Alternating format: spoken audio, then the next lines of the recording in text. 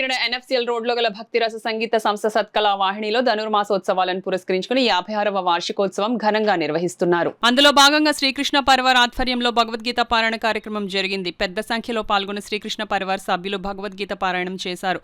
కార్యక్రమానికి సత్కళా వాహిని ప్రెసిడెంట్ వత్సవాయ గోపాల నరసరాజ ప్రారంభించారు. ఈ సందర్భంగా సత్కళా వాహిని వ్యవస్థాపక కార్యదర్శి డాక్టర్ కృష్ణమాచార్యులు మాట్లాడుతూ ఈ నెల 16వ తేదీ నుండి జనవరి 14వ తేదీ వరకు జరిగే ధనుర్మాసోత్సవాల్లో భాగంగా పలు సాంస్కృతిక కార్యక్రమాలు నిర్వహిస్తున్నట్లు వెల్లడించారు. అదేవిధంగా దాట్ల కృష్ణకుమారి ఆర్థిక సహాయంతో నిర్మించిన అతిథి భవనాన్ని ఆశా రిబ్బన్ కత్తిరించి ప్రారంభించారు.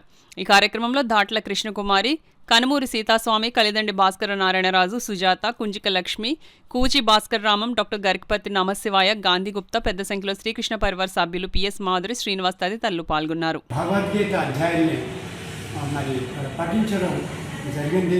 4 గంటల పాటు జరిగింది ఈ కార్యక్రమానికి. మన శాసనసభ్యులు శ్రీ పంతం నానాజీ గారి పిఎస్ గారైన శ్రీ శ్రీనివాస్ గారు కూడా మరియు ప్రాతినిధ్యం వహించడం, మరి అధిక సంఖ్యలో భక్తి జనం కూడా పాల్గొనడం ఇందులో విశేషంగా జరిగిందని తెలియజేస్తున్నాం.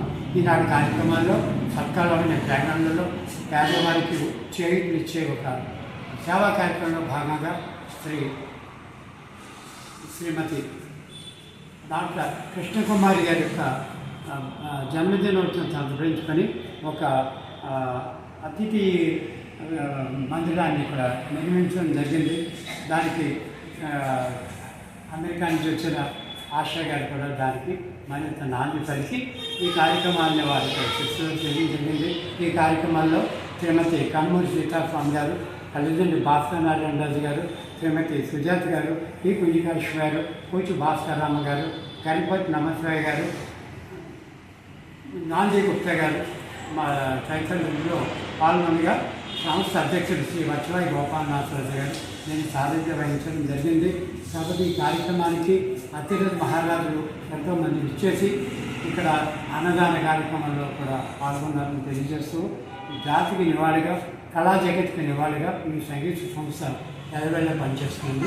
అందరూ కూడా జనవరి 14 వరకు జరిగే సాంస్కృతిక కార్యక్రమాలకి అందరినీ ఆహ్వానిస్తూ